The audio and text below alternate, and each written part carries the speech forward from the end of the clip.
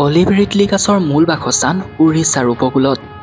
এই olive Ridley কাছৰ লগত জড়িত এক অভিযান অপাৰেশ্যন অলিভিয়া। অপাৰেশ্যন অলিভিয়া হৈছে ওড়িশা উপকূলৰ কাষৰীয়া অলিভ ৰিডলি কচ্ছপৰ বাসস্থান সুৰক্ষিত কৰাৰ লক্ষ্যৰে বাৰ্ষিক সংৰক্ষণ পদক্ষেপ। 2020 চনৰ ডিচেম্বৰ মাহত আৰম্ভ হোৱা এই অভিযানটো উৰিষ্যা বন বিভাগ আৰু ভাৰতীয় উপকূলৰক্ষী বাহিনীৰ যৌথ প্ৰচেষ্টা।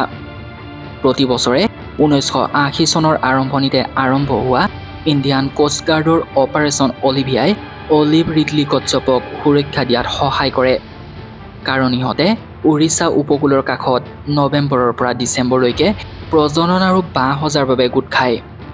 উৰিষ্যা উপকূলৰ কাষত কণী পৰা প্ৰায় 3.49 লাখ কচ্ছপক সুৰক্ষা দিবলৈ উপকূলৰক্ষী বাহিনীয়ে 225 দিন জাহাজত উচৰ্গা কৰে।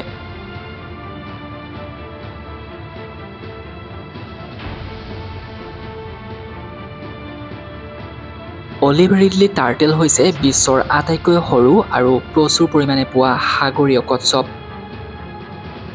প্ৰধানকৈ প্ৰশান্ত মহাসাগৰীয়, আটলাণ্টিক আৰু ভাৰত মহাসাগৰৰ উষ্ণ পানীত ইহঁতক দেখা পোৱা যায়।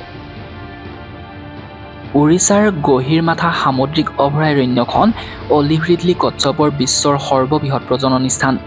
আন ঠাইত যেনে মেক্সিকো বা চেন্নাইত কণী সংগ্ৰহ কৰি পোৱালিবোৰ সাগৰত এৰাৰ দৰে প্ৰচেষ্টা চলি আছে।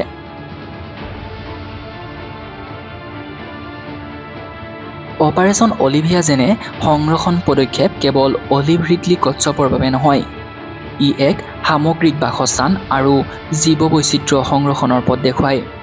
এই অভিযানৰ সফলতা স্থানীয় সম্প্ৰদায়, চৰকাৰ আৰু নিৰাপত্তা সংস্থাৰ সমন্বিত প্ৰচেষ্টাৰ ফল।